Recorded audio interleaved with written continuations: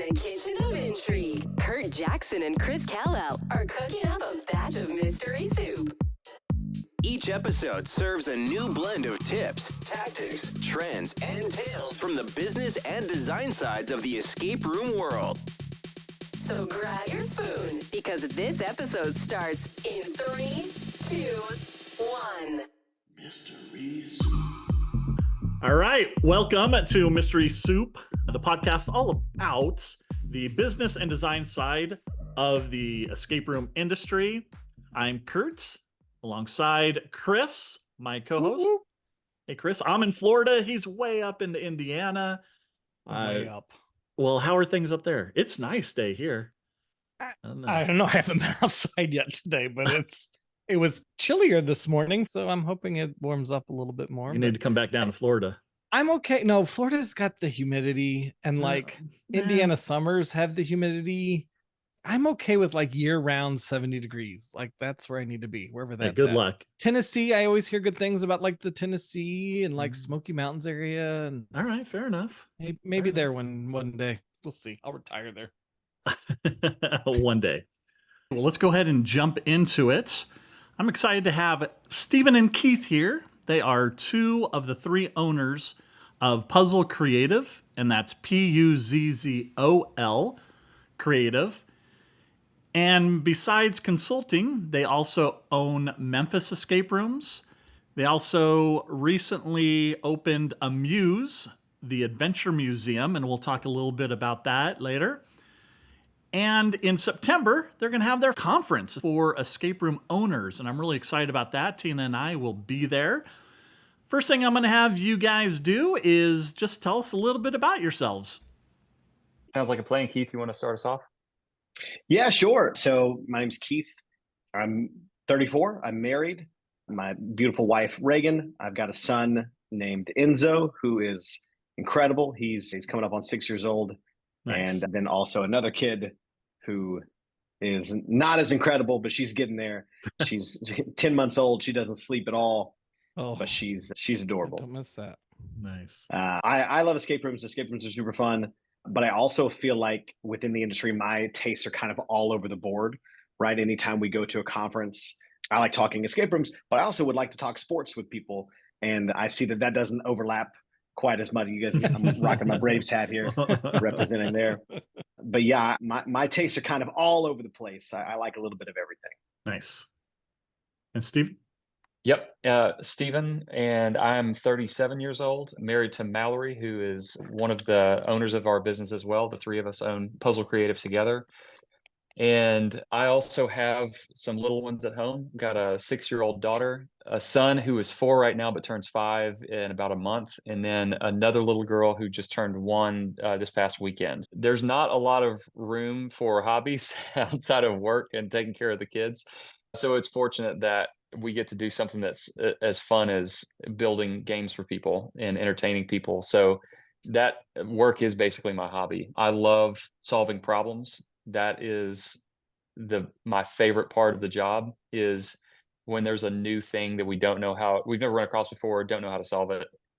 Well, how are we going to do that?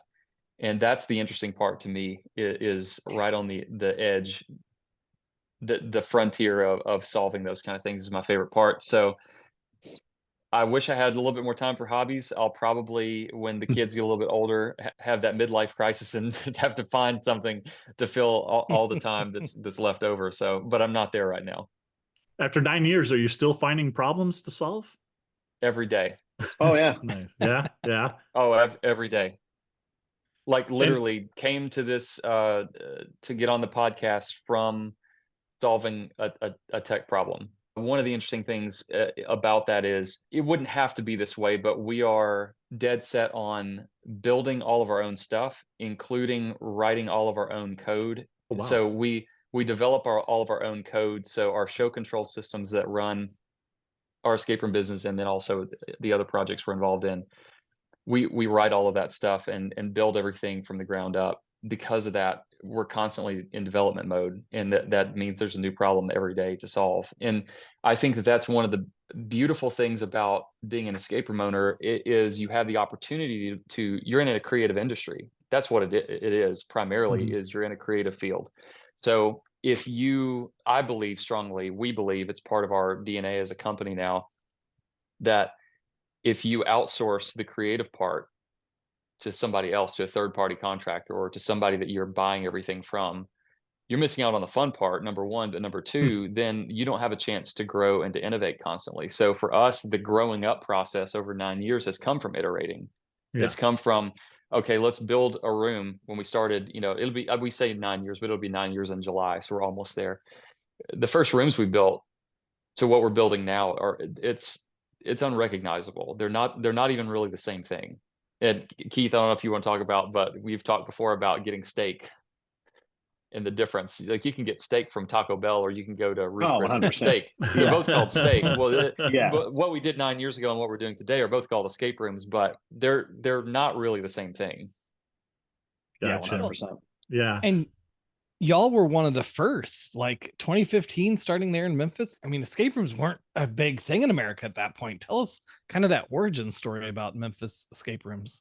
Yeah, for sure. We were earlier. I think the rush really happened in 2016, so we were a little ahead of that, but we were by no means first. There were, a handful of companies already in the US. So, and gratefully so, because the origin story starts really with my wife and I loved playing escape room style games on like iPad, iPhone, the different video games, the point and click, the kind where you're just searching around for hidden things in the picture. Right. We loved playing those, and we were hooked on those. And then when we heard that they were becoming real life escape room games, we freaked out and were really excited about doing them. So we looked, and but there were none. Like, this was in 2014 when we started looking around, and there were none. We couldn't even drive a day's drive to go to any when we figured that out, when we heard about it. And eventually we were planning a trip to New York. So Keith and Mallory and I, some mutual friends of ours, lived in New York, and we were going to go up there. And we thought, well, surely if we go to New York, someone's going to have an escape room company in New York. So we look one up, we find one. And while we're visiting, I think this was either probably toward the end of 2014, if I remember correctly, maybe beginning of 15, something like that. And we went and did an escape room, and we just absolutely loved it. We had the time of our lives, even though some of us were like, what in the world are we getting ourselves into? It's a completely new experience. By some of us, he means me. You can call me out. That's totally fine. I'd never heard of them, right? You guys were playing them on your phones and different apps. I had never played one, never heard of one. And I'm approaching it from, we got 4 nights in New York. I don't know if I want to commit one of those nights to this, but we did. And like Steven said, just had an absolute blast, just so much fun, such a unique type of fun as well. Like, we had nothing to compare it to. And it had been a long time since we felt like, man, we'd done anything that incredible. And so we get back, at least me specifically, I get back and I'm like, I want to go do all of them. Anyone I can go do, I want to go do. But it was still the same thing. It was like, there wasn't one within 500 miles. Yeah, I want to do all 5 in the country. That's right. Yeah, exactly. So that was really the start, and what I still use as the litmus test for what's a good game. When you finish it, do you say, oh man, I want to do another one? That is the ultimate litmus test for, is your product good or not? And it was. So we finished it, and we were instantly had a hunger to do more, and there weren't any. And the other bummer was, okay, now we're going to go back home from New York from this trip, and we're going to start talking about this to our friends and family, and they're going to have no idea what we're talking about. So we were like, we need to do something to introduce this to our neighborhood, to our neck of the woods.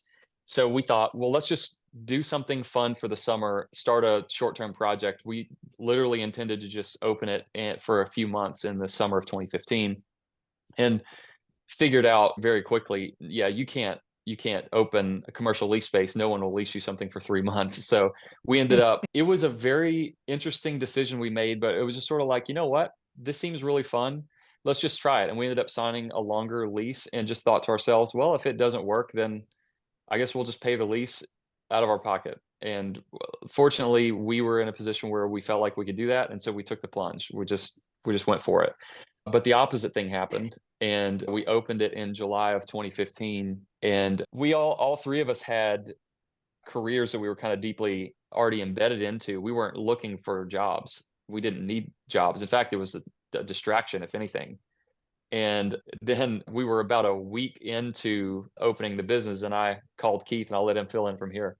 Yeah, so to echo his sentiment about it was just like a fun side project, like a passion project we were getting into. We did what we called a media day on July 18th, and it opened on July 20th. On the 19th, I went out of town because it was just a fun side project. gig, right? Yeah. When I was on my way back on that Friday, I had a conversation with Steven where he was like, "Hey, I think it's time for you to quit your job and come to the escape room full time." Oh, wow. Yeah, after a week. And so it was like, Amazing. yeah, okay, let's do it. And so we dug in really early, and it's been really cool to like watch as everything has grown and evolved over the years, to where I was on, and then Mallory came on full time, and then Steven came on full time, and now we have a couple dozen full time people. And it's just really, really exciting to see where it's come from. Keith, there's no sports games. You don't have a sports escape room. We did for a while. We actually had an official license agreement with the Memphis Grizzlies.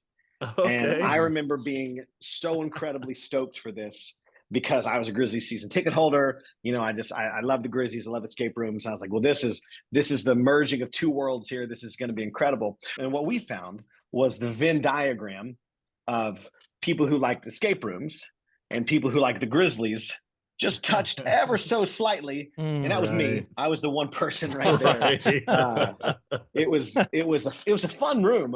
It was just wildly unpopular compared to all of our other games. Very niche. Yeah.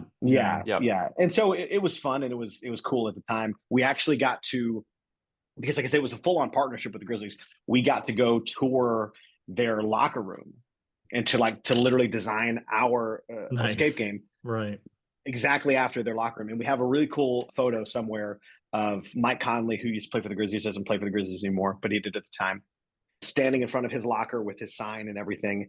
And then we have a picture of our room, like him standing right there. And it's like, it's spot the difference, right? It's like very, very subtle differences. But we felt like we did a bang up job making our Grizzlies locker room look exactly like their locker room. So it was a really fun thing to do. It just wasn't for the escape room masses. In Jacksonville here in Florida, one of the places has a game that is, I think it's called the Locker Room. You start off in a locker room and they have jerseys and everything else. It's football. And it was one of the most fun rooms that we have done in Florida. And then you get into like the owners or the manager's office, and you get to do some stuff in there. Big scoreboard that was a puzzle and everything else, but we had a blast. So yeah, I guess it just depends, maybe because it was a specific team or something. But well, I think like, people who did it ended up like they really enjoyed themselves, right? Yeah. But it just wasn't the one that drew you. It was pretty much like the last one of ours that you were checking off.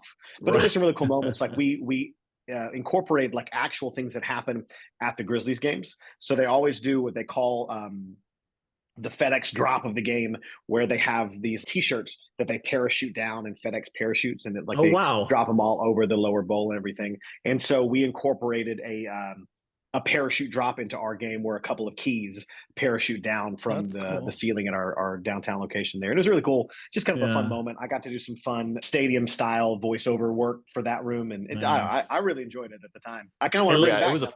Listen, if it was a bananas theme game, man, yeah, might get some people in there, right? The Savannah Bananas, yeah. Yep. Yeah. The early escape rooms were all about, I always think of the kind of the introduction to that, be like, oh, you're stuck in a locker room and the Memphis grizzly bear has come to life and you have 1 hour before he kills you. Like, always have those weird introductions early on. So what about your second location? When did that come about?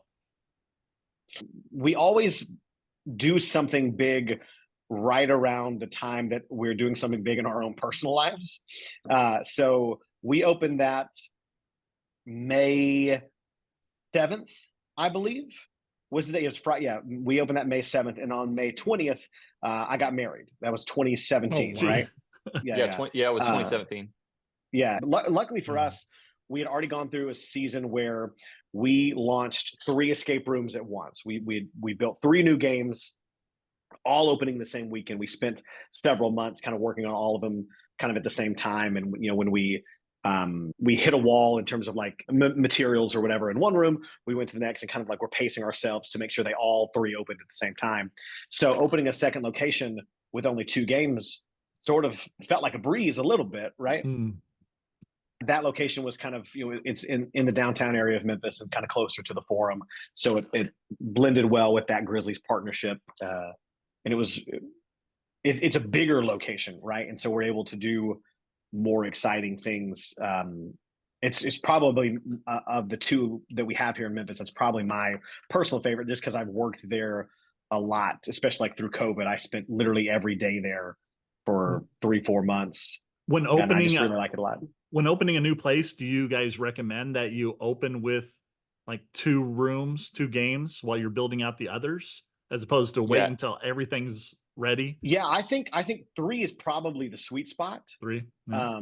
We did 2 partially because the location that we inherited there were some hoops to jump through in terms of like putting in walls and doors for maneuverability. And so it just wasn't feasible to get that 3rd game open by the time we wanted it open. Yeah, but ideally, you want more than 1 game, obviously, before you open, because if people come and they have that moment of, wow, that was incredible, I want to play another one, and you don't have one to offer, then you've missed the cross-sell or the upsell opportunity.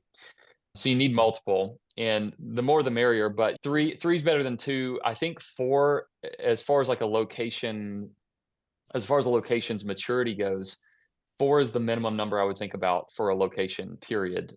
Because there's something about getting to 4 where you have critical mass and the public just perceives that there's some level of significance to going to a place that has 4 games.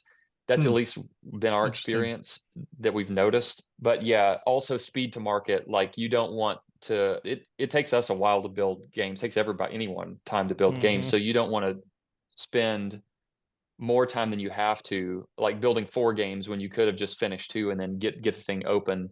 Because some of it boils down to the cash flow and the timeline. Like, what's your burn rate versus, are you bringing anything? So that's part of the consideration too. We've done that a couple of times now, opening with 2 and then continuing to layer them on after that. Yeah.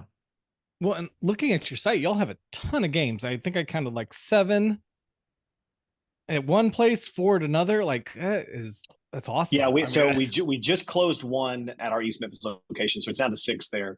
But I guess spoiler alert, we'll be back up to 7 in short order, is what I'll say. I don't want to put a date on it. I don't want to spoil that. But short I understand that. No, that's cool. That's great to have that. Do you have a one that you would say is the most popular? Yeah, I think it's the Jurassic Project is the most popular. I looked at that. I'm like, ooh, that looks fun.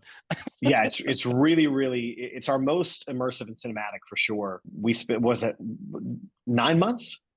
It took us 9 months to build it. Yeah, it was very involved. That one's probably the most popular. The second closest would probably be East End Express. Yeah, I'm looking on your website as well. You have an interesting way of, a lot of places will say, here's the difficulty level. And you've got teamwork, you've got brain power and suspense. And they're from 1 to 100 kind of thing. They always want to ask, like, what's the escape rate, right? Well, I mean, it fluctuates week to week, So it's tough to say this is what the escape rate is. We found it's better to say, like, this is how much teamwork is involved, right?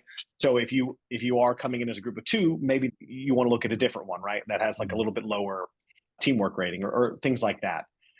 Or we rate it by suspense as well. So if you are looking for something that's going to have a little more jump scares in it, you can kind of make your choice based on. That's what the suspense is as far as like not necessarily suspense, but a scare factor. Because I think suspense, and I'm like, what does that kind of mean? Yeah, I would say how intense it is. Like if you have a kid who's 8 or under, they might find it a little bit too much. If it's really high on the suspense scale, that's the way I would think about it. We've never really gone fully into the fear and scare side of it intentionally. We do lean a lot into intensity and suspenseful moments, though. So that's sort of what it measures. So I'm going to give away a little bit of our secret sauce here. Just because I think it is really helpful, really useful to kind of hear our philosophy. I'm sure tons of other escape room owners at this point probably have the same philosophy. So I don't know that we're unique in this, but it has helped us a lot and build a successful business over the years. And it's this. If you remember back at the very beginning of the escape room industry, it was a badge of honor, a mark of pride for an escape room owner to put on their website that a room had a really low escape rate. Sure. I have a really hard room. It's a 17% escape rate. The problem with that is it's indistinguishable a room that is illogical and people can't escape because the puzzles are not solvable from a room that is just difficult but perfectly logical. Like those two are indistinguishable to a consumer. And I don't know if you've seen this firsthand or not, but customers always think that they're right. So when they leave a room and they didn't escape and the puzzle was frustrating, they don't just think, oh, that was a good one and they got me. They think they always find fault with the room. They're never going to find fault with their performance. So if you're in the business of wanting to please and entertain customers, then the right thing to do, we believe, is to let them have a win. And so we don't have escape rates on the website because we realized early on the customers that leave and then go tell their friends and family how amazing this place is, hence word of mouth marketing, which is for us by far the most powerful form of marketing. Sure. If you want to have 17% of your customers go out and tell people, and then you get other customers that they recruit for you, then just have a 17% escape rate. But if you want 90% of the customers who come to do that for you, then have a 90% escape rate. Okay, so here's the secret sauce. So what we do is we intentionally adapt the game every single time a group of people plays the game. We adapt the cluing strategy based on the group. Like it's custom tailored every time, and we train our staff to do it that way. Our systems are geared that way, but then we also train our staff to do it that way. And it's something we measure. Every week, our location managers send a report and we review it. And one of the primary statistics we look at is escape rate for every room. We look at numerator and denominator. And so then if the escape rate is too low, we have the green, yellow, and red zones. And if it's yellow for a couple of weeks, whatever, fine. There are anomalies in data and that sort of thing. It's not a big deal. If it's a trend and it's in the yellow for a long time, or if it dips into the red a week or two, well, we start digging and we'll ask, okay, well, what's the issue here? Is it a training issue? Is it the person that's running the room? They actually don't know understand clue timing for the room. Mm-hmm. So there are all sorts of things we dig into, and something we heavily manage. And that, I think, is one of the things that has made us more successful is we care a lot about making sure that people have a good time. Yeah. One other thing on this topic, there is a book by Dan Pink called When, WHEN, The Science of Timing. And one of the things that Dan Pink talks about in the book is endings in code. And the chapter on endings in code is fascinating because basically what he says is the scientific literature says that the end of an experience, literally the very last thing that somebody experiences, is what they encode with meaning for the entire experience. So if the end of something is fun, they will go away from it. And the narrative they tell themselves that the entire thing was fun. Or if the ending was good, the entire thing was good. But if the ending is bad, then it doesn't matter if you had any wins for the customer at the beginning. The ending is what's going to, they're going to have a value judgment on the entire experience based on the ending. And the ending is, do you escape or not? So shouldn't we help people escape? Right. We can't solve puzzles for them. They still have to try.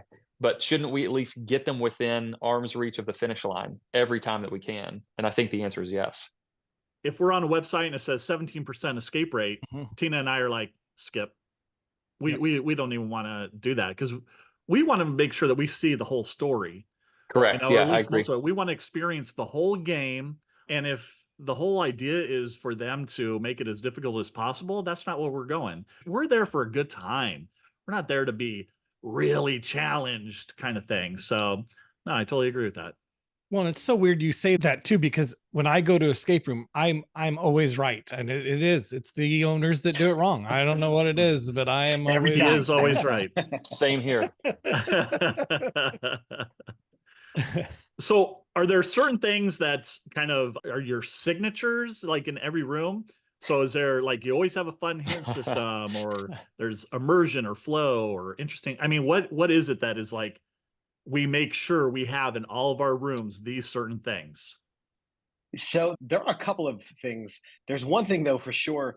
We always like to include sometimes a subtle, sometimes a not so subtle John Cena reference in all of our rooms.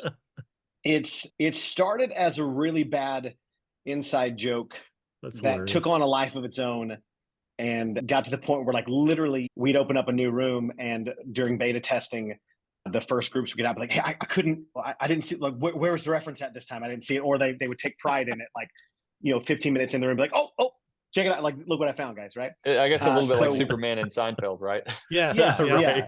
right. So we have that in pretty well every one of our games at this point. And has Some of John them- been here yet? No. No. There was a time where like the He was, you just didn't see him. maybe right.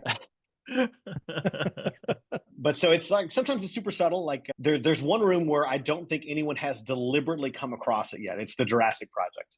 But there are others where, like in High Noon, But it's the best one. It's the by most far hidden. the best one. It's the most hidden, but it is by far the best one. If anyone ever stumbles into it, they're going to have a good day. Yeah, That's it'll awesome. blow That's their awesome. minds 100%. Like in High Noon, we have some like wanted posters, and I photoshopped him into he's like dressed like a cowboy, right? And Oh, that's it's on the awesome. wanted poster there. Yeah, So look out for so that. that's if kind of the if you range go. there. Yeah, I love Yeah. that. When we come up, we'll How- definitely be on the lookout for that. Yeah, we'll be looking. I mean, and that makes it fun too. That just makes it exciting to look for those things. So, how important would you guys say marketing is, or are you kind of is just really word of mouth is what you're looking at, or do you have some marketing strategies that seem to be going well? I think it's both. I think word of mouth is the most powerful. Like I said earlier, it's been the most important for us, and I think it is for any business now. Mhm. One thing that we talk about all the time, though, is no amount of marketing fixes a bad product. And I think that if you have a bad product, spending on marketing is just a waste of money Mhm. because you're essentially spending money to acquire new customers and they come and experience it and then they're not going to come back, so they're not going to be a repeat customer, and then they're not going to tell anyone about it. So it's there's a very low lifetime value of that customer that you've acquired because your product wasn't good. So I would encourage people, number one, focus on making your product better. But before you start spending on marketing, you focus on making your product better. Your word of mouth will increase as your first form of marketing. Another thing that we have for a very long time, consistent basis, is invest into the brand. So we spend a pretty good amount of advertising dollars on ad placements for just brand awareness. Mhm. And we've been doing that for not the entire time we've been open, but probably 7.5 of the almost 9 years. So we do spend a pretty good amount just on brand awareness in different channels. The typical ones that you would think about: Facebook, Instagram ads, a lot of people do. We think bigger things like billboards, Hulu ads, some of those types of things, I think are good for getting your brand out in front of people, but then also adding significance to the brand. Oh, there's a place near St. Louis called Boxed In. If you do all 4 of their rooms in one day, you get a medal, like a marathon medal. And we went and did 2 rooms, guaranteed. If they had offered that when we went, we would have done all 4 of their rooms that day. Yeah, It that's was amazing. really cool. Yeah. So fun fact: we have a consulting agreement in place with them. We actually we write their Oh, rooms and we do a lot of other fun things with them. So they are currently in the throes of a 5th game, getting that up and running. We have a whole campaign we're doing with them. We shot a really fun video where myself and 2 other people were dressed as like marathon runners and like doing the escape room marathon. It's going to be a lot of fun. so was this your idea, the marathon medal? No, that was their idea. It was their Their idea, idea. and we're like, oh, let's capitalize on how we can kind of Brilliant. I love it. market this to everybody a little bit more. And so once they have that 5th game open, those videos and things will come out probably 2 or 3 weeks after that. We want to have some time for them to be marketing that new room, right? Yeah. We don't want to muddy up the message, but then like once we once they have that done, we'll kind of put those videos out. So Boxed In, those guys are amazing. I'm glad you're going to have them on the podcast. At Memphis Escape Rooms, instead of calling it a marathon, we call it running the gauntlet. And so if you come into town and do all 11 games, which is quite a bit, but we've had people do it before, then we provide some nice treats for people who do that. Nice. Awesome. Yeah, completionist medal, I guess, is really what I think would about. Be so. After about 4 rooms, my brain has stopped working. I could not imagine. I'm the opposite, man. I need 3 or 4 just to get my bearings about me. Like just to get started. I'm notoriously awful in the first one we do, but then by the 4th or 5th one of the day, I'm like, all right, I've hit my stride a little bit. So Tina and I are in the process of looking for a location right now. There's a couple different places we're looking at. One is an office building that has some office space. Another one is retail kind of space, but it's like 2 to 3 times more expensive. You have 2 locations. You have one that's kind of a retail, like Main Street space, and one that is more off the beaten path, more like office space, right? Yeah, no, that's dead on. Yeah. What do you prefer? What do you suggest? What is your advice for us? Is it worth the extra money for a retail space? That is a really great question. The short answer is it depends. There's a lot of factors that go into it. I think, but I'll tell you what some of those are and the way we view those. If the higher the ceilings you have in the space, the better. A low ceiling is a very strong limit on creativity and theme that you can pull off in a realistic way. So I think that's one of the primary things to look at, not just between is it office versus industrial. If you have an office space but the ceilings are 12 or 14 feet high, then you could probably make something great in there too. They are not. So it's the low ceiling that I would be concerned about. As far as the curb appeal, like a retail space, you would generally think has a better curb appeal than something maybe like even an office building or an industrial space. In our experience, we're more of a destination. I think an escape room business is more of a destination. So you don't have to be right on the main drag. I think there's a range. You don't have to be right on the main drag, but you also need to be concerned about things like safety and traffic patterns. So if people in the community don't perceive where you are as safe, like at night, is it well lit, these kind of things, then that could be an impediment. But the other thing to think about is traffic patterns. Like, is it in a remote area in the opposite direction of where people are used to driving? And if that's the case, then it might feel unnatural for them to drive that direction. So these are the types of things that we consider. But no, yeah, I mean, I think you can make it work in an office building. You can make it work in a standard retail space or industrial. One of the other things I think in the year 2024 that's important to think about is, and I just thinking about, does the building have everything that it needs for life safety and these kinds of things? So if it checks all those boxes, then yeah, it doesn't really matter what the size of the box looks like. With enough creativity, you can make amazing rooms even with office building off the beaten path with low ceilings. Yeah. All right. Thank you. So running an exceptional escape room business, what are some key things that like an owner needs to know or focus on? What do you guys suggest for that? I think for sure the quality of the game, your product has to be fun and good. People have to enjoy themselves. That can be kind of you can accomplish that in a couple different ways, right? Some people have really, really immersive games, and some people, tend to focus more on puzzles. We find the sweet spot is the combination of the two. And so I think first and foremost, like Stephen was talking about earlier with advertising, no amount of advertising can fix a bad product. You got to have a really good product. And then from there, we tend to focus a lot on cleanliness and customer service. So the way we greet people when they first walk in, the way we take them back to their games, the way we greet them after their games, all of that, it's all a part of it, right? And so we're trying our best to make sure people feel like they're welcomed and they're having a good time from the moment they walk in the door all the way till they get back to their car at the end of the experience. If somebody comes and does multiple rooms, do you assign one game master for the whole time, or do they have different game masters? It just kind of depends. Typically, we would not, because we have schedules kind of set in advance, right? Mm-hmm. And so certain people are running certain games.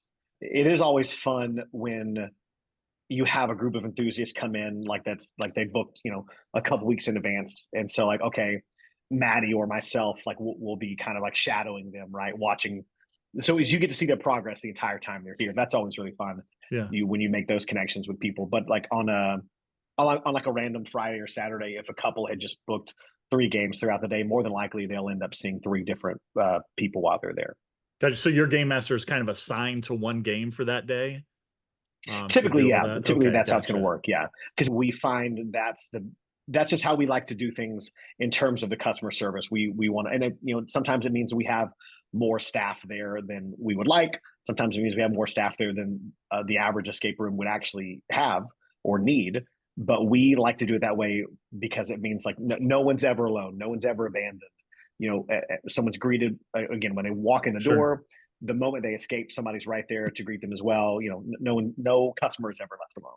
Yeah, I guess just from a personal view is that when we go and we book multiple rooms at a place, we like to have that one person. And we know that, maybe we're not getting the best person, but it is nice just kind of have that experience with the same You make friends person. with them. You do make friends sure. with You're them. kind of like, Yeah. Kurt, I'm lost again. Help me out here. Right. Like, And you then saw if me you in the get last somebody game. new, you're like, I don't know who you are, but here we go again. Let's try this. Here we go again. 4th game. I don't know who you are either, but okay.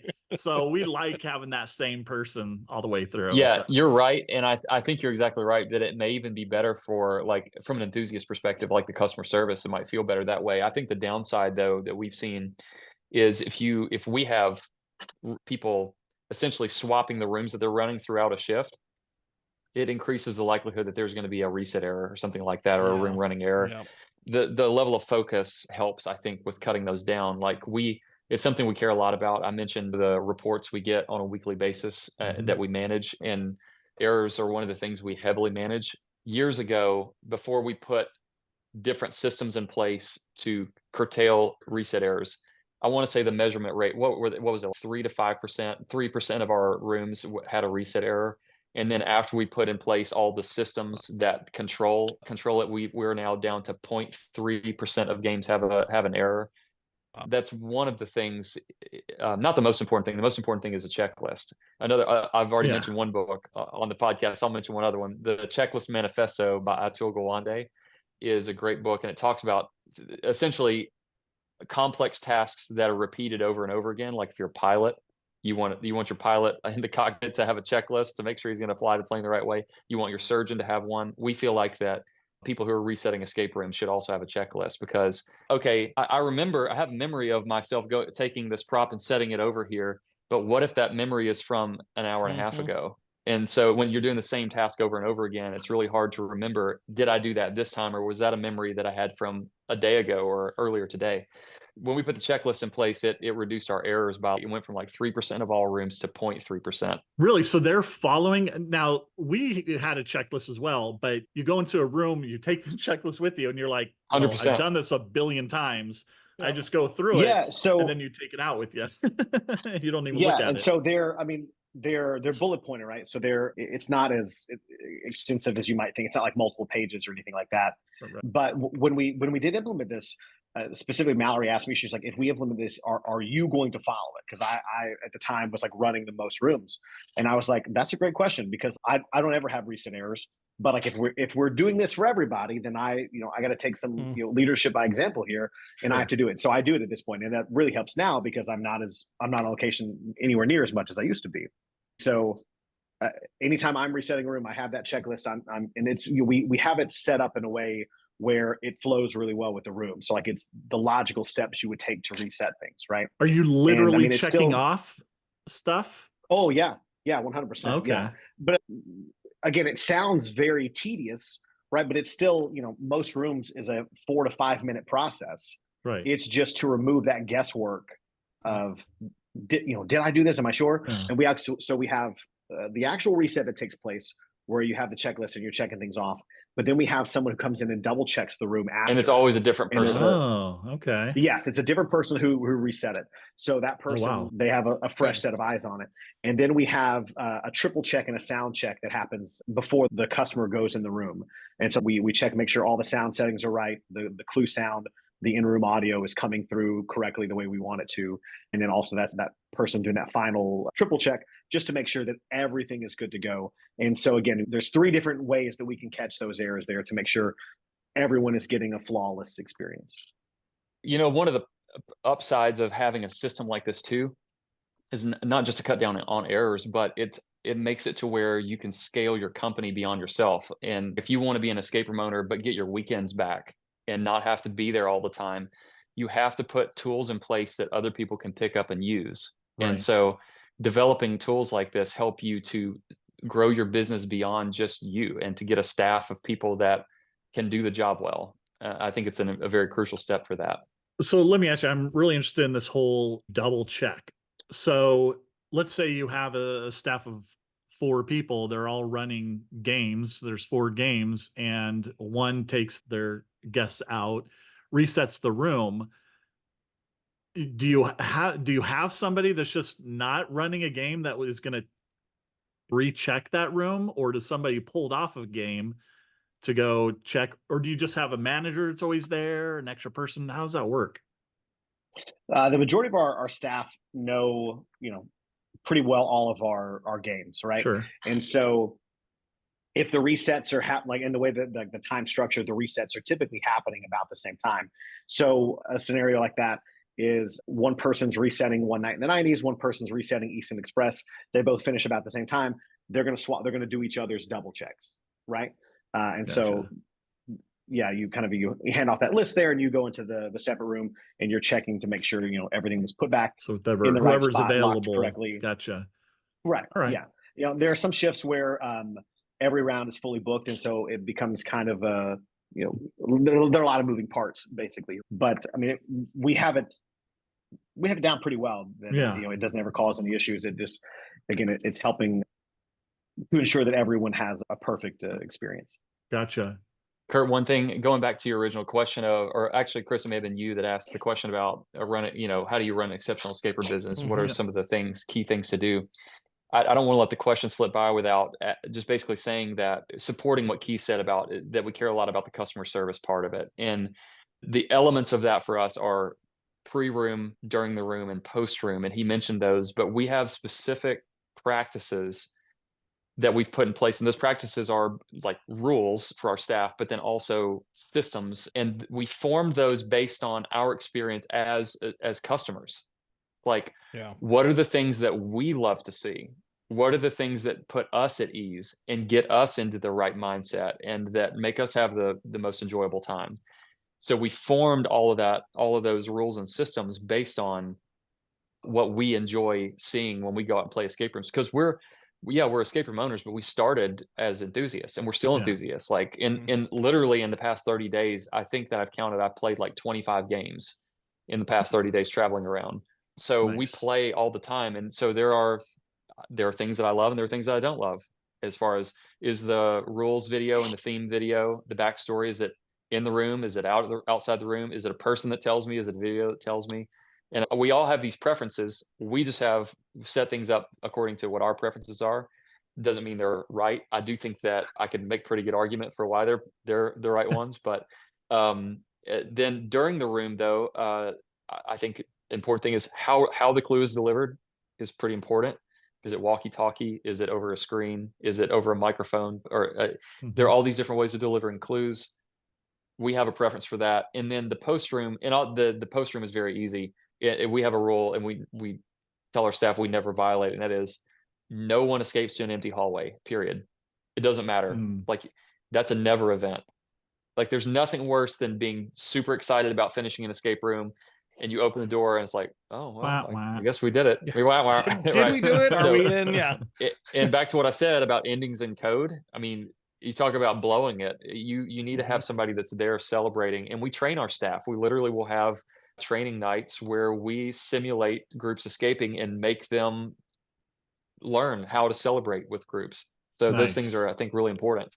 I like how you say that too, because I can't tell you how many rooms I've been to, and I just want to tell the game master, I'm like, have you played anywhere? Like, I just told you how many rooms I've done, and I've done 75. I'm nowhere near Curt and his 500 million, but I got 75 down. In fact, I made a shirt that said "Squeeze the lock twice to reset it," because I got so tired of hearing about how directional lock works. But they That's still a tell great they idea. still But they ask still you. tell me, and I'm just, when you go to an escape room as an owner, do you tell them like, listen, I'm an owner. We can skip this and move on. Yeah. Oh, and we still get told to squeeze twice to reset a directional Yes, lock. it just kills me.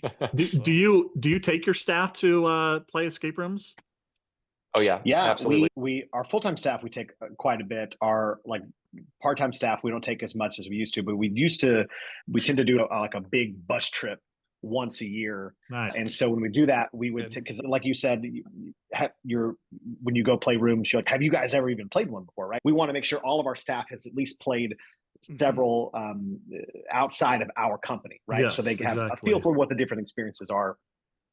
And so it helps them to see things more from a customer perspective, because again, we can train them all we want to, right? But when it is actually you out having a good time and it happens to you in a non-hypothetical scenario, right?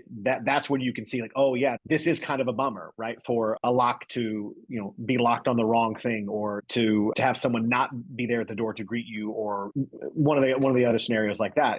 When they see it firsthand, that helps to hammer it home, like, oh, I see why we're doing the things. Yeah, it's almost better that they get kind of a bad experience. It is. It's great for the staff to get a bad experience, because it drills into their head, this is what we don't want to provide. That's exactly right. Right. I mean, we're from the summer camp industry, and it's kind of like when you talk about training your staff versus working, we train counselors for 2 weeks, and they really don't understand till they get in the thick of it. There's just so much information overload. Then they start working with the kids, and then you need to kind of retrain them on all the stuff you did as you're going along. Remember, we talked about this, and here's how you run a game, and that type of thing.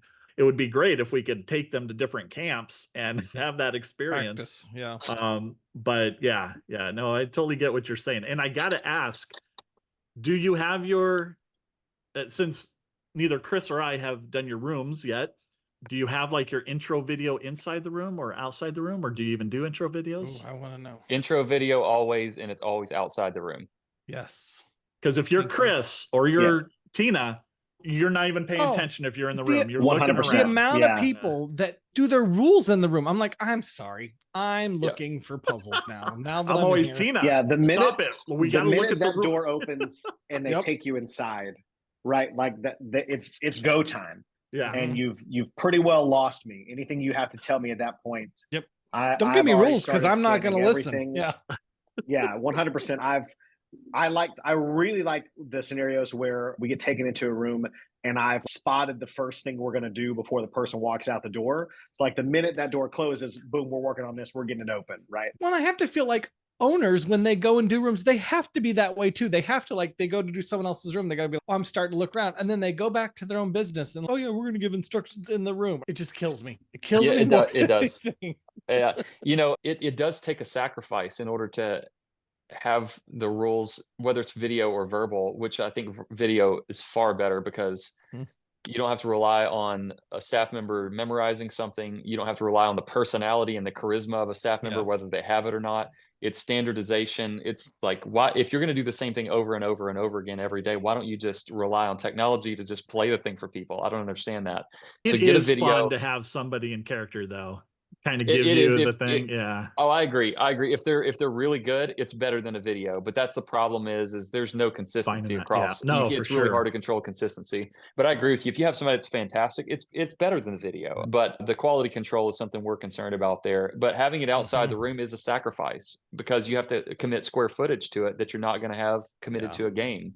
True. And I don't know if that's what it boils down to for everyone, or if it's just a philosophical difference, but it's always going to be outside the room anytime that we can possibly do that.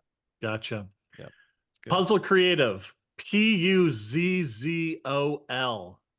What's the story with how you spell Okay, Puzzol? so one of their kids spelled it for them. So they here's where it happened. I was 19 and a summer intern in college, and sitting at my desk at a financial firm. And I think you're younger than that, man, because I was 15. Maybe it was younger, and daydreaming about starting our own company one day. Of course, had no idea that it was going to be an escape room company, but I wanted it to be like, we love solving problems. So the idea was Puzzol Creative Solutions, and if you take the word puzzle and then solutions, SOL, and then jam them together, I got to PUZZOL. And the justification for that, what kind of helped seal the deal in my mind as an 18, 19-year-old was Google. Google, the number, not the company, but the mathematical term Google is spelled with OL. And then Google, when they made the company name, changed to LE. Well, this is just the reverse of that. It's changing puzzle, which is LE, to OL. Wow. We probably I don't know how long it would take us to find them, but we probably have documents with Puzzol Creative on it from like 2005, 2006, Oh, wow. right? Yeah. Yep. Yeah. That's awesome. It's I like stuck. that. Nice. So, speaking of people who get into something and don't pay attention, I was on your site and I saw the Amuse Adventure Museum. Well, and of course, you have the tour on there. So I actually don't know what your answer was to the second question because I was watching the tour. That place. Was it my tour or is it Maddie's tour? It was yours, yeah. Yours, yeah. And Shout so out. it That's the best one. I'm like, cool. So tell us about that, because if people are listening, they didn't see the same video I did. But tell us a little bit about Amuse. Yeah. You go ahead, Keith. Speaking of, I mean, that's the same thing. We have documents from 2005, 2006 that have Puzzle on them. We were dreaming about the Adventure Museum since probably 2016 was the first time we ever had a conversation about it. I can't remember when we actually bought the domain and started working on it, but it's been a long time coming. I think we bought the domain name, I think 2018. Gotcha. Yeah.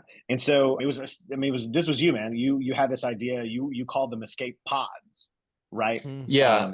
I had this thought of like a museum style exhibition floor, and that there would be escape rooms, but that would essentially not need a staff member to come behind and reset anything, that people would be able to pop in and play them. And then my thought was, well, then if they're going to just pop in and play them and they're going to stand at the door and wait for the next group to get done, then they don't need to take very long. Otherwise you might be waiting there for a long time. So then the time should be a few minutes instead of an hour.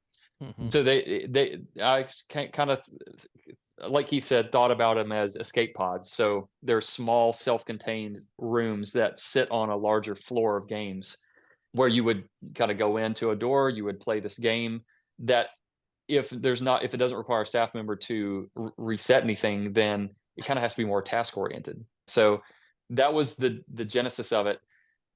So we had that idea and got, some development work in on it like 2018. And then we got busy with other things, launching new escape rooms and that sort of thing. And then COVID happened. And then, as I said, the pandemic really pandemic threw a wrench in Stupid pandemic. I'm not sure if you guys remember. I'm not sure what it was like for you. But what was that all about? I never heard difficult. of that. Yeah. As a summer camp, I don't know where you get Quite a your bit. news if you remember reading about it. It was a whole thing. We were in Florida. It didn't happen here. But as it turns out, yeah, it did not happen in Florida. Absolutely. That's where everybody went to escape the pandemic. Right. We did too. So Amuse fits, I think, into this category that's now emerged that people call challenge arcades. And I think that those two words are a pretty good description of what these types of places are, of what Amuse is. Arcade meaning, like, if you go into an arcade, like when you're a kid, it's a floor that has a bunch of games on it. You can walk around to a bunch of different ones and casually play. That describes that sort of method of walking around to different games. And then the challenge part is, it's the most, I think, generic term that encapsulates mental, physical, and skill-based types of games. And so I think challenge is a way to just put a banner over all of them. So challenge arcade is not our term, but that's what the industry is being called. And we're, I think, being categorized in that industry probably correctly. So that's what it is. We have 35 games. You come and you pay based on length of time. So we sell 1 hour, 2 hour, and 4 hour passes. The floor is open play. So you go out and you can pick whatever game you want to play, pop in and out of them. We on the website call it a social gaming experience. And that's because with an escape room, if you go with a group of 6 people, you're in that experience for a whole hour with the same 6 people. But if you come to Amuse, it's a lot more social in the sense that, Curt, you and I might find a game that's really interesting to us. We might pop in and play it. But as soon as we're done, then Chris and Keith are done playing what they want to do. And we're like, oh, let's all 4 of us now go play this other one. So you're mixing and matching people, swapping people in and out of your group if you want to do it that way. So it's a very social kind of experience like that. but like I said, the games fall into different categories for us. Mental games are the most like escape rooms. They're almost like miniature escape rooms, like 1 to 5 minutes long. The physical games are exactly what it sounds like, where you're having to accomplish physical tasks in order to finish the game. Like imagine something like American Ninja Warrior, climbing on walls, swinging on ropes, all those sorts of things, scaling a wall. Mhm. And then the skill games are, things like throwing a ball into a hoop, throwing a ball, anything that would categorize almost into the sports category, right? I saw Would the be shoot the the ball skill-based and the games. Connect Four kind of Yeah, game. Yeah. yeah, and Connect Four is a great example of one that's a mixture. So that one has mental aspects of it because it's sort of like a trivia game, and you have to answer a question in order to earn a shot attempt, and then you shoot into the top of the Connect Four board. Connect being Q apostrophe Nect because it's a combination of quiz game and Connect Four, so it's Connect Four. But yeah, it was really fun to get to see that come to life, and we had fun putting it together. And we joke that with people that we built it for ourselves because we wanted these games to play, and we get to go play them. And that's one of the, I think, fun and distinguishing elements of it versus escape rooms is they're replayable. The whole escape room business, the escape room product is predicated on, like Keith talks about, the aha moment. Yeah. You have the aha moment and then you can't have it again though. So once you've played an escape room, that's kind of it. You don't really Right. play that one, at least not in the same way. But with games that are a little more task oriented, they're more replayable. So we developed all the show control and software that runs all the games at Amuse, just like we do for our escape room business. And with the games at Amuse, even the ones that are more escape room-esque, we have programmed in many versions, and every variable is randomized. So every time you play a game, even that plays more like an escape room, you get a different version of it almost every time. Yeah. So that's what's a lot of fun. It makes it easier for us to go in and actually play them, even though we created the games. So when like Level 99 and Bodobor came, you're like, oh, that was our idea. The funny thing is, we didn't even know that those things existed until we went to Boston for the conference for Recon. Oh, is that right? Yeah. Yeah, and then we were like, oh yeah, well, that's makes sense. I guess this is the category. So I think the one that came before, I think Bodeborg's been around maybe the longest, Yeah, I but think then so. Activate's another one, I guess, that might fall Right. in this kind of Mhm. category. But yeah, that was our kind of first introduction to them. I'm excited to come up and play Amuse. So Yeah, you absolutely should. Obviously, there's different challenges of running a business like that versus an escape room. What are the challenges? Yeah, I think one of the primary challenges that we're finding is, I mean, it's similar to the escape room business, but maybe amplified, is maintenance. Keeping everything looking like Yeah. a customer who comes to play is, we want it to look like they're the first customer that plays the game and not the 1,000th, and making sure things don't look worn. So that is just it's a constant treadmill, and it's fine, but it's just something we accepted. So we built it from the beginning with maintenance in mind, and we've structured the staff and people that we've hired around that as well. But that's the primary task, is making sure that everything functions for every customer, that it all looks the way it's supposed to. And that's, I would definitely agree, that's the most challenging part. Any others that you would say, Keith? No, that's what I was going to say. You beat me to it. Yeah, it's just because there are 35 games, right? Compared to you're like, well, oh, yeah, you guys have 11. That's a lot. Crazy. 11 is a lot. 35 is even more. Yeah. And so there's just always something that it feels like we want to be working on there. And again, that's part of it. That's something we knew when we were going into it. We knew it was going to be that way. But that's to me, for sure, at least that's the biggest challenge. I think not necessarily a challenge in its own right, but because we had the escape room business open for so long, we had taught people that an hour was plenty of time, right? Right. Like all of the experiences are 1 hour, an hour is plenty of time. And so like having to teach people, no, you can spend 2, 3, 4, 5 hours here all day here and come back the next weekend and the next weekend, because there's so much to do. That was a challenge in kind of its own right, because again, we trained people the opposite for so long. But it's been very interesting to watch just people be like, oh yeah, if I spend an hour here, I'm only kind of scratching the surface of the stuff there is to do. So there's definitely some different benefits to having something like that, though, that business. Yeah, absolutely. I think one of the primary things is what I talked about earlier, and that is the games are replayable. So Yeah.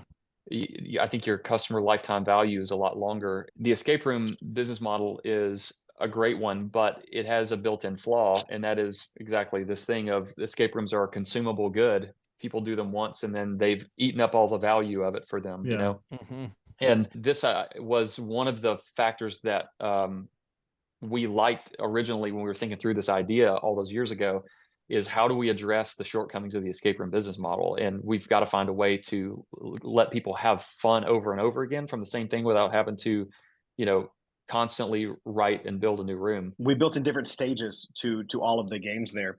So all of the ones that we have designated as like adventures have multiple stages to them. There's a game called Hieroglyphic Hijinks, right? And so you go in, and there are these like stone buttons all along the wall with a different like hieroglyphic image inside of them, and then it projects an image on the floor. You find it, match it up, and that's how you beat level one, is you get a high enough score. On the second stage, there you go into stage two. We throw you a little curveball, so it's going to put up two images on the ground and then very quickly take them away. So you have to remember what those two were and then find them in that order. And so every time you beat a stage, you go to that next stage, it's throwing you a little bit of a curveball that kind of tweaks the core gameplay a little bit. So it really helps to keep everything fresh and exciting. And then when when you've beaten multiple ones, you can go back and play whichever ones you want to play. And so there's some like when I Nice. go in, like I want to go immediately to stage 3 of this game or something like that, because those tend to be my favorites. As long as you Yeah, don't have to having decipher the hieroglyphics. We're good. Right. I hate decipher. Right. Yeah, I Yeah. think having it built on software is really powerful, because now we can develop more content without ever leaving your desk chair, right? Yeah. So like we can code more content for people without having to Cool. pick up a hammer or fire up a saw. Right. And that's a really powerful way to do it, I think, to generate more gameplay for people. Yeah. And you also do consulting. I mean, you guys got a lot of things going on. When did you start consulting, and what do you offer? Yeah, so we've had a couple of consulting agreements with people for a few years now. Essentially, like helping escape room owners either with writing rooms or providing business practice consulting, HR consulting for staff issues, and all those sorts of things. But we really just started to extend our consulting services more broadly in the past several months. We had an experience where we started to realize that the escape room industry today in 2024, we see it sort of splitting into two different tracks. It's kind of bifurcating into really large companies that are really well funded, maybe even private equity backed, that we see their creativity going down, because in order to scale, to build an escape room that you need to put in a bunch of different locations across the country, you have to standardize things, and that I understand. Mhm. But I think the downside is the creativity suffers.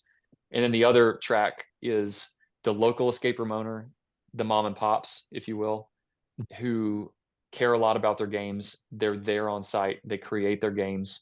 So the creativity is good, but they just maybe don't have enough profit or sales or profitability in order to make it. So they're scraping by, and they don't have enough to really reinvest in the business. We started to see, obviously from COVID, and a lot of these local escape room owners going out of business in the last few years.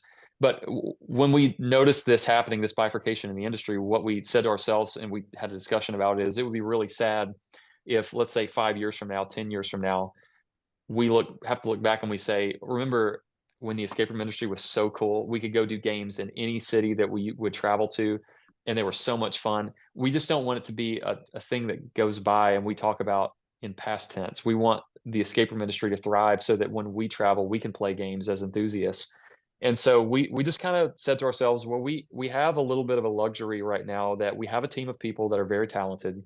Like we have the Puzzle creative team, that's sort of the umbrella company, and we also are consultants to our own portfolio company. So we provide management consulting and technology consulting and development and all of that stuff to our own companies. We have the good fortune of having enough free time that we can extend some of those services to other people too. We don't know everything by far, But we were just like, if there's anything at all we can do to help, selfishly, we would like to help because we want 5-10 years from now for the escape room industry, the local side of it, the local owners that are creative to still be there and creating amazing rooms. So that's really the motivation of why we've started extending it more publicly, the consulting services. Okay. Is the escape room in Florence, do you own that? We do. Okay. Yep. Just wondering about that. Yeah, the Escape Room Florence, Alabama is a location that we acquired in December of 2021. And it's an interesting case study, actually. So we acquired it, and then we went down there, took our whole team, and we essentially relaunched it in a week and a half, 2-week period. The interesting part about the case study is in January through May of 2022, right after we relaunched it under our brand name and with our best practices and our tech stack and all this stuff, we did more in sales in those 5 months than the previous ownership structure and company had done in any 12-month period in their 6-year operating history. Wow. And that's one of the things that we feel like we can help other local escape room owners do, just because we've tried some things and failed at some and found out what works and what doesn't work. And so if we can offer any of those best practices to help, we would love to do that. Because I looked on there and it has your look, right? Like you have a very distinct look on your website. So who is the ideal client for those services? Are you really looking at those local, smaller escape rooms? Yeah, absolutely. The ideal client would be people who own it themselves, are owner operators in the beginning, and are looking to scale the business to the point where they don't have to be the ones that are there all the time. If that's the journey that you're wanting to take, then we would love to stand beside you and help with that. We call it escape room owner support services. And that can start from someone who has not even opened their location yet. Like if you're starting from zero, we have experience helping people with that. And we have experience helping people just make other decisions kind of midway as well. What do you charge for those services? Yeah, it's a great question. If we're going into like a sort of a longer term deal for support services, what that looks like is we go at risk with you, because we don't feel like it's fair for us to just get money up front and then say, good luck, hope it works out for you. So the way that those longer term deals are structured are we get paid some percentage of sales that we would talk about. And in some cases, like if someone has already launched and they're already up and running, then it would be a percent of sales growth. So we would benchmark and say, okay, this is the amount of sales you did last year. Now we're stepping in, we're going to help. Any increase above that, then we would take a percentage of that. And by percentage, it's not a majority percentage. We take a smaller percentage of that. And what that does is it aligns our incentives. It means that we feel like we're partners with you, and we're going to think about the more your successful business. you are, the more successful we are. 100%. Yeah, and it motivates us to think about your business and how can we actually help. And that, because if that's our mission, then we think our incentives should be aligned the same way. So that's what that looks like. We also offer, if people just need phone support for HR issues. So Mallory is SHRM certified. For financial stuff, I'm a CFA, Chartered Financial Analyst. And we have access to a bunch of people on our team that are really skilled in different areas. And so if you just need like a phone retainer for HR questions, if you have staffing issues and you want to be able to pick up the phone and talk to somebody about it, we do that. And that would not be like the partnership model. That would be X dollars a month, depending on the amount of access and hours and that sort of thing. We can offer those sorts of services too. But the interesting thing, the difficulty even in us talking to people about our consulting services in the past has been, well, what do you do? And our answers is literally everything. Like if you were an escape room owner, we do everything A to Z ourselves. So anything that you need done, we can help you with.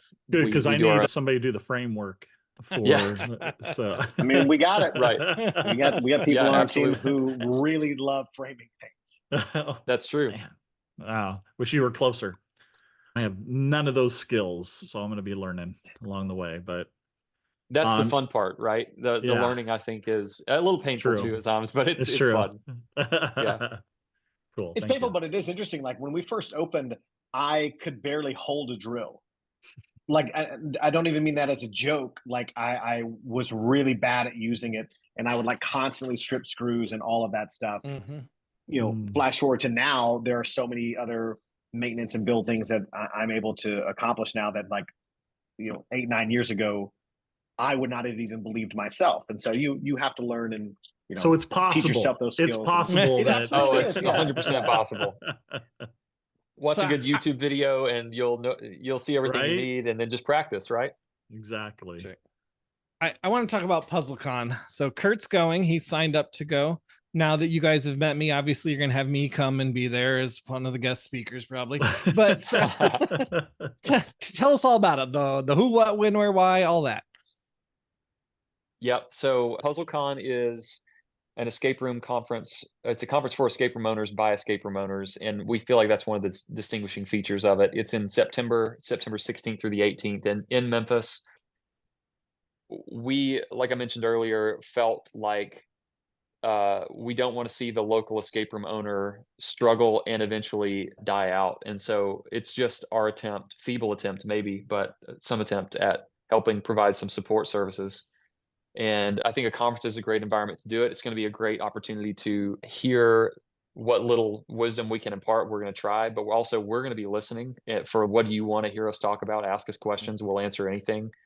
And a great opportunity to network with the other escape room owners that are going to be there and to have fun. One of the great things about the conference is with the price of admission, which is $4.99 per person. For that, not only do you get the conference itself, but we're going to let people play 3 of our escape rooms and then do a 4-hour pass at the Adventure Museum. So we were thinking through it like, okay, if we were on the other side of this, what would make it worthwhile? Well, even that alone, like getting to go play a bunch of cool stuff, that would motivate us to go. So we hope that people will come and enjoy themselves, feel refreshed. One thing that we want to do is not tell you that you don't know what you're doing, but tell you that you can do it and we believe in you. And things may feel difficult, but you're going to make it. And that's one thing that we're going to try to do is just instill belief in people that they can do the thing that the journey that they're on. And we're just going to try to provide help if we can. No Graceland tickets while they're there. We'll see if we can slide them in there. What are some of the workshops you're going to have? Yeah, so I can just rattle off a few of them. Building your own tech components from the ground up. And I don't mean like using Fright Props controllers and that kind of stuff. I mean actually building your own tech components from the ground up, which is something that we do. Writing puzzles for the masses. Some people might feel like they're really good at puzzle writing. Others that we've come in contact with don't. So we're going to talk about that. We're going to have super hands-on stuff with our production team. They're going to talk about working with power tools. Is Keith going to show us the drill? Keith is going to do it. No, a guy named Justin. A guy named Justin is our build team manager, and he's fantastic, and he's very excited about leading this. But we are going to sculpt that based on the people in the room. So it's not like here's how to use a circular saw and here's how to use a drill. We might do that if the people in the room need it, but if the people in the room are like, I know how to use all that stuff, then Justin can go in and talk about dado stacks for table saw and talk about different methods of doing joints, and he can talk about computer assisted design like CAD and CAM work, which he does with our CNC machine and 3D printing and all this stuff. So we're going to adapt that based on who's in the room, but working with power tools is one of the workshops. Making your own intro videos and clue monitors. So this is something else that we do. We create our own videos in-house, our rule video and backstory videos. So there'd be a guy on our team that makes ours for us, and he's going to get up there and talk about literally how to do that. Not persuading you that you should, but actually teaching the skills of how this is how you do it if you want to do it yourself. Same with your own countdown clock. So I know a lot of people use prepackaged software, which is fine. There are pros to doing that, but we're going to literally show you and give away like our base code for what we use for countdown clock and then how to customize it. So our goal with the workshops are that you will actually learn skills. Mm-hmm. Like it's about stacking skills. In the long run, I think that is what makes a business owner, and specifically an escape room business owner, really successful, is just leveling up their skills over and over again. I listed off maybe 4 or 5. There are, I think, a dozen of them right now between the 2 days. Like one of the things that I think that I believe is really important that to the future of the escape room industry and for escape room owners is using show control systems to run your rooms, like a central show control system, instead of just having disparate props that have their own brains or their own tech that are in silos. And so we could talk about that if that's something people are interested in. You use your own system, or do you use one that's out We there do. right now? We do. So we've written our own system, but we would talk about it in a way that is accessible for people. And we have a plan for providing people with a solution that they can implement their own show control system. Yeah. Cool. And are you looking at this to be an annual thing, or is this a one-off? It just kind of depends. We always love meeting other people and making those connections. We have no plans to cancel it after this year, but we'll just see how it goes. Yeah, fair enough. So, and to get more info on that, that is PuzzolCon, PuzzolCon.com. But what about any other ways to connect with Puzzle Creative or your socials, anything like that you want to share with everyone? Yeah, PuzzolCon on Instagram and Facebook, Puzzle Creative on Instagram and Facebook as well. Those are great areas. Puzzle Creative, we just started really growing that this year. And so we, just in terms of like, we didn't put in the effort into its own channel. Like obviously we have social channels for Memphis Escape Rooms and the Adventure Museum and all the other things we've done over the years. But we just now really got into, okay, we've got some content that we're putting out on YouTube and on Facebook and other places that's Puzzle Creative centric. Steven's got a really cool video going over the process of how we do our gift cards and what we feel like we've cracked the code of how to do gift cards reliably if Bookio is your software, right? And so there are like other things like that we'll be posting to all those channels as well. Hey, and I just want to shout out to Maddie. She's awesome. I've been going Maddie's back and great. forth with her with email and getting this all set up and with PuzzolCon and everything else, our registration. So shout out to Maddie. Let her know. We don't like to compliment her too much, so I'll let her know. It's the same with Chris. I We can't compliment him too much because it's hard to deal with him after that. Hard to be perfect. I find It one really compliment is. you can cruise for another 5-6 months. So we'll put that in now, and then we'll revisit it around Christmas time. There you go. Kurt and Chris, thank you guys so much for having us on. Yeah, you guys are fantastic. really And enjoyed I it. can't wait to go back and listen to all the episodes of the podcast. Yes, thank Awesome. you all. Awesome. Yeah. And we really appreciate you taking the time to do this with us. I've learned a lot and I'm so excited to come out there in September. So thank you. Can't wait to have you. Good to see you guys. Yeah, Awesome. you too. Well, this has been Curt and Chris. Thanks for joining us on another scrumptious episode of Mystery Soup. Until our next culinary concoction, may your clues be clear and your escapes be triumphant. Keep puzzling, my friends. See ya. Mystery Soup.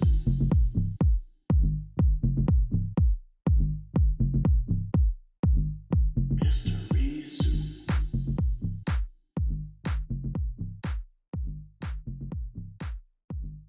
Mystery Soup.